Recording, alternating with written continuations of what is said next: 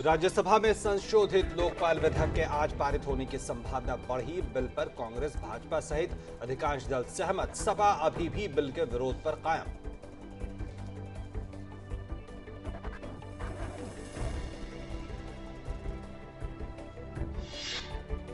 Samajwadi party को छोड़कर लगभग सभी दलों ने लोकपाल पर सरकार को समर्थन देने की बात कही। भाजपा ने आज प्रश्नकाल के स्थगित करने का नोटिस दिया है।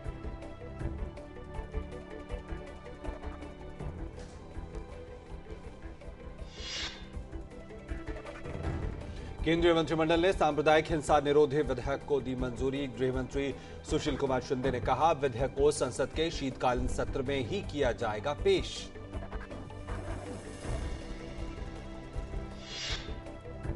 कांग्रेस का अगले महीने 17 जनवरी को दिल्ली में अखिल भारतीय कांग्रेस समिति का सम्मेलन। बैठक में राजनीतिक हालात सहित मौजूदा स्थिति पर चर्चा होगी।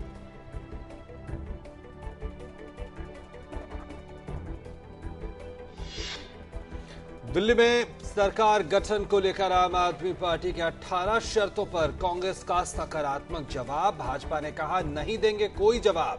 उपराज्यपाल ने अन्य उपायों में राष्ट्रपति शासन की भी सिफारिश की। लॉ इंटर्न दुर्व्यवहार मामले में जस्टिस गांगुली पर इस्तीफे का बड़ा दबाव। पीड़िता के हलफनामे के कुछ हिस्से additional solicitor general Indira Jaising ने किए सार्वजनिक।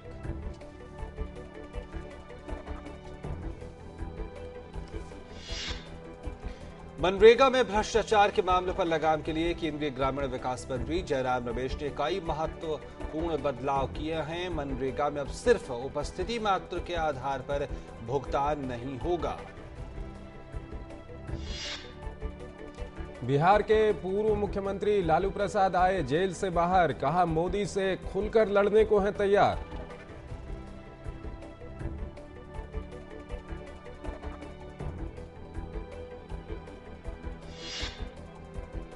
सर्दी के बढ़ने के साथ ही गहराया कोहरे का प्रकोप। उत्तर भारत के कई इलाके घने कोहरे की चादर में छिपे। दिल्ली में हवाई और रेल यातायात प्रभावित।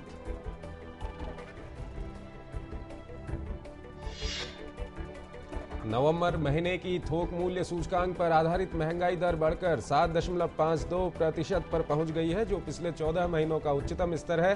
अक्टूबर में यह महंगाई दर 7% थी। अमेरिका के व्हाइट हाउस ने सीआईए के पूर्व खुफिया जासूस एडवर्ड स्नोडन को माफी दिए जाने के किसी भी प्रस्ताव को खारिज कर दिया है। स्नोडन के खिलाफ संवेदनशील दस्तावेज लीक करने के आपराधिक आरोप दर्ज हैं। संयुक्त राष्ट्र ने मानवता के आधार पर अब तक की सबसे बड़ी $12.5 अरब की आर्थिक सहायता 5 करोड़ से अधिक पीड़ित लोगों के लिए मांगी है। संयुक्त राष्ट्र महासचिव ने सीरिया से युद्ध विराम की अपील की है। रूस द्वारा बाल्टिक सागर के निकट कालिनिंग्राद में परमाणु मिसाइलों के तैनात करने की खबर से नाटो सदस्यों ने चिंता जताई है। यूरोपीय यूनियन के साथ संबंधों को लेकर रूस और यूक्रेन के बीच तनाव बढ़ा है। सीरिया के अलेप्पो शहर में सेना के हवाई हमले में 28 बच्चों समेत कम से कम 76 लोग मारे गए हैं।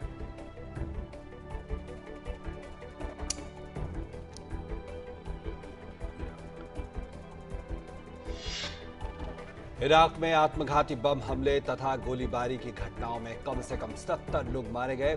आतंकियों ने तिक्रित में परिषद के मुख्यालय और एक थाने को भी बनाया निशाना।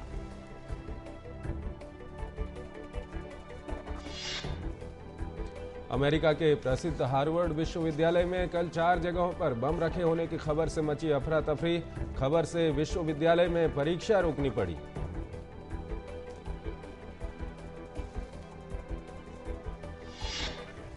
ललित मोदी ने राजस्थान क्रिकेट संघ के अध्यक्ष पद के लिए नामांकन दाखिल किया। बीसीसीआई ने कहा, मोदी की वापसी पर राज्य क्रिकेट संघ को निलंबित किया जा सकता है।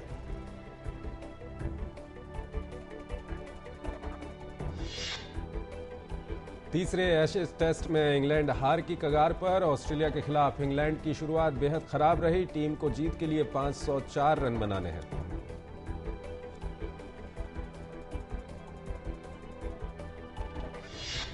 वहीं ऑस्ट्रेलियाई बल्लेबाज जॉर्ज बेली ने कल इंग्लैंड के खिलाफ तीसरे टेस्ट के दौरान एक ओवर में सबसे ज्यादा 28 रन जुटाकर ब्रायन लारा के रिकॉर्ड की बराबरी की।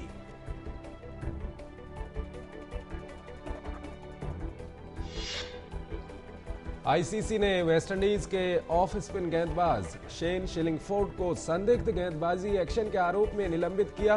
गेंदबाज मार्लोन सैमुअल्स की तेज गेंदें भी नियमों के अनुरूप नहीं पाई गई।